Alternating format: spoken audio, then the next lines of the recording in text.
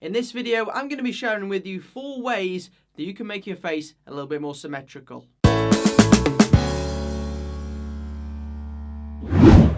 In this video, I'm going to be showing you guys how you can get better facial symmetry without surgery. 4 tactics that you can try out for yourself. You're probably thinking, what's so important about facial symmetry? Why would it bother me? Facial symmetry is often a trait that can be subconsciously attractive. But if your face is anything like mine, then that's far from the case. The first tip to getting better facial symmetry without surgery is utilizing your facial hair. Now, unfortunately, as you can see, this isn't something that I have particular success with. I can rock a really nice goatee, which makes me look incredibly weird, but I have 2 bald patches on either side here. But if that's not the case for you, and you can grow a better beard that's thick and doesn't have any bald patches in, then this is certainly an option. Grooming your facial hair into a specific shape means that you can have an almost identical, symmetrical amount of facial hair on each side. And also it can help to cover up any imperfections in your skin or in your bone structure. So if you've got a crazy Chewbacca beard, I'd recommend taming it down a bit. But with facial hair,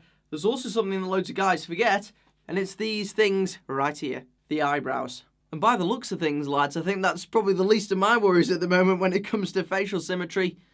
Looks like I've got a sniper's spot on my forehead. But either way, your eyebrows make a difference. Loads of guys let their eyebrows just grow out to a crazy extent that they're massively different on both sides. If you can pluck them or just trim them even a tiny bit, then you can help to even them out a bit and give you a more symmetrical look overall. The second tactic that you can employ to increase your facial symmetry is glasses.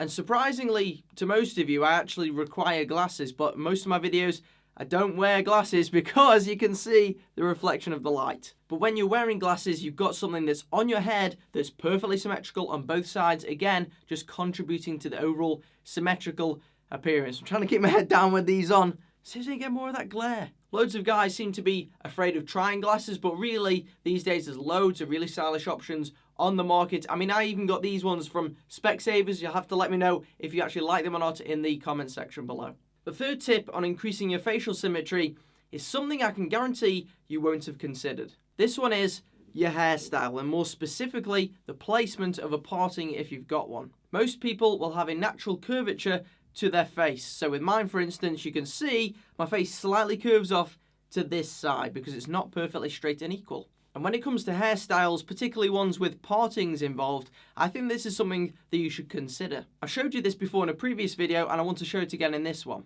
If I adjust my parting to the opposite side of my head, you'll see something quite strange. I used to have the parting in my hair on this side for years and years until I switched it because I realised it wasn't contributing to an overall symmetrical shape for my face. Actually, it was doing the opposite. It was making my face look a little bit more curved because you can see here, my hair's coming across to the side. Yes, it's a bit out of control, but you can see here, because that's curved, it's adding to the natural curvature of my overall head.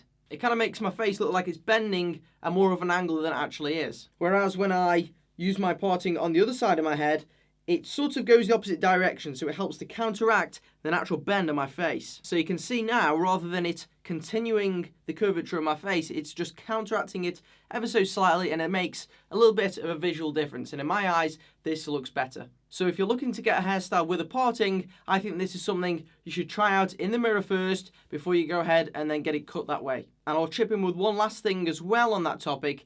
When it comes to partings, I never recommend going for ones that are really high up the head and then it having been shaved all the way up to the parting. Because again, this just makes it look like your head's spearing off to one side and doesn't give the overall symmetrical appearance if that's what you want. And the fourth and final tip is another one that is the most expensive on this list, but again, it's one that you might not have considered.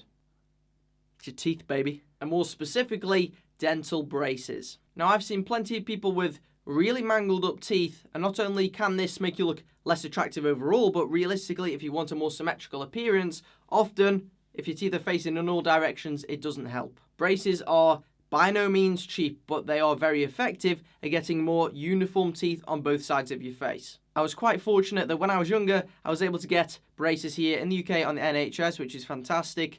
It took freaking ages with the braces on, but as you can see, it's left me with quite nice teeth. I do have a very narrow jaw that's also off to the side slightly, so it's not the best, but really compared to someone with mangled teeth, it will help. Which of these 4 tips did you find the most helpful? Let me know by pressing the I in the corner of the screen and selecting one from the drop down menu. And I want to know in the comment section below, have you guys at home got any special hacks that you guys utilize to make your face look a bit more symmetrical and attractive? Let me know. If you enjoyed today's video, make sure you leave it a like down below. If you are new to the channel, then make sure you subscribe and also turn notifications on so you don't miss a single video. You know what YouTube's like these days, lads. So help me get to 100k subs this time next year, and I'll see you guys on the next video.